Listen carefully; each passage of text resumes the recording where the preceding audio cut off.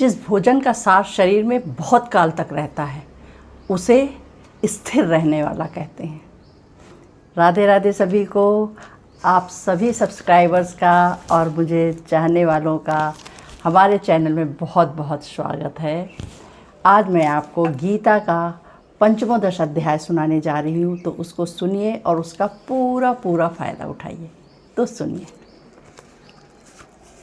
श्री भगवान बोले, आदि पुरुष परमेश्वर रूप मूल वाले और ब्रह्म रूप मुख शंख वाले जिस संसार रूप पीपल के वृक्ष को अविनाशी कहते हैं तथा वेद जिसके पत्ते कहे गए हैं, उस संसार रूप वृक्ष को जो पुरुष मूल सहित तत्व से जानता है वो वेद के तात्पर्य को जानने वाला है।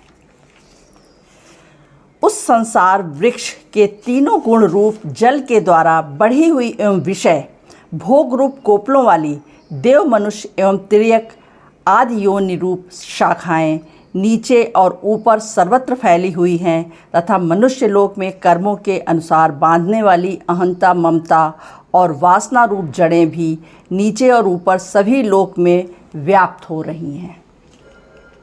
इस संसार में वृक्ष का स्वरूप जैसा कहा गया है वैसा यहाँ विचार काल में नहीं पाया जाता, क्योंकि ना तो इसका आदि है और ना अंत है तथा ना इसकी अच्छी प्रकार की स्थिति है।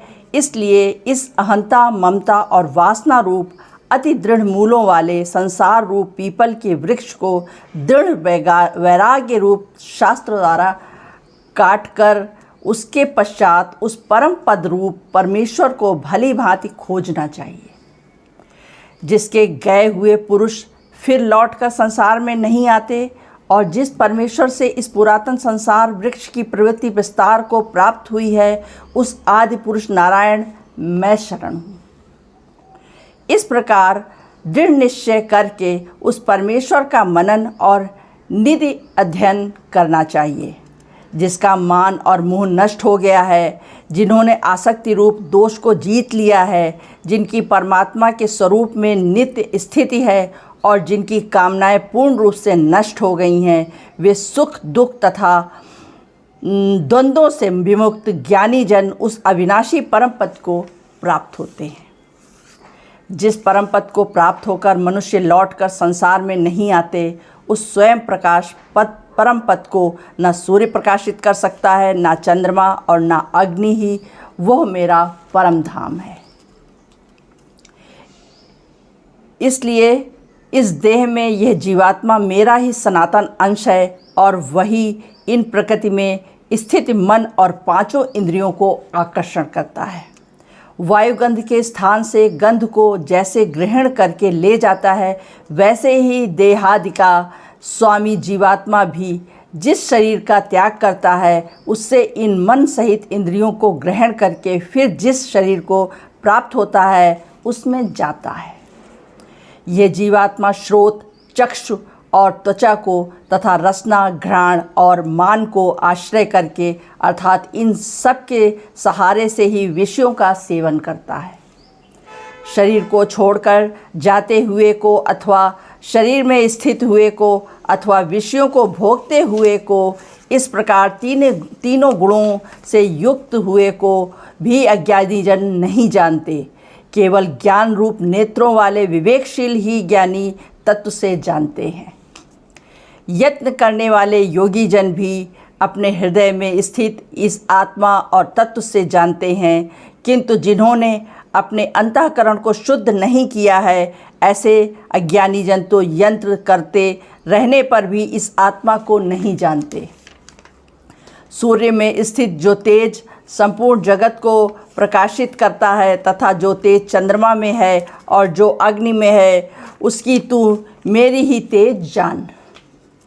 और अंत में मैं ही पृथ्वी में प्रवेश करके अपनी शक्तियों से सब भूतों को धारण करता हूँ और रस स्वरूप अर्थात अमृत में चंद्रमा होकर संपूर्ण औषधियों को अर्थात वनस्पतियों को पुष्ट करता हूँ। मैं ही सब प्राणियों के शरीर में स्थिर रहने वाला हूँ।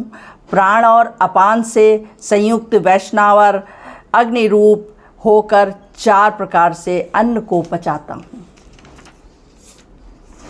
मैं ही सब प्राणियों के हृदय में अंतर्यामी रूप से स्थित हूँ तथा मुझसे ही स्मृति, ज्ञान और अपोहन होता है और सब वेदों द्वारा मैं ही जानने के योग्य हूँ तथा वेदांत का कर्ता और वेदों को जानने वाला भी मैं ही हूँ।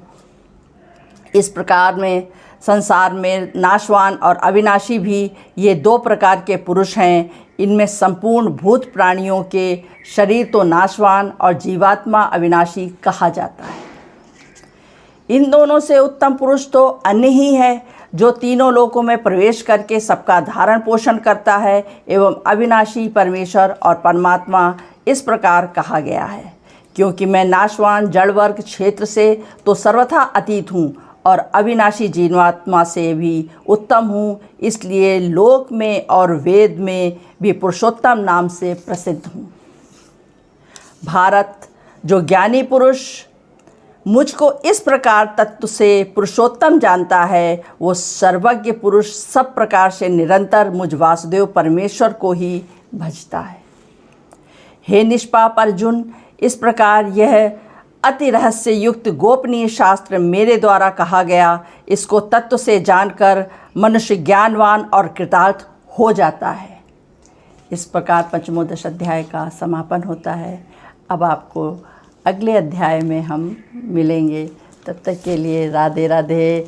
सभी लोग अपना ध्यान रखिए, स्वस्थ सुखी व प्रसन्न रहिए।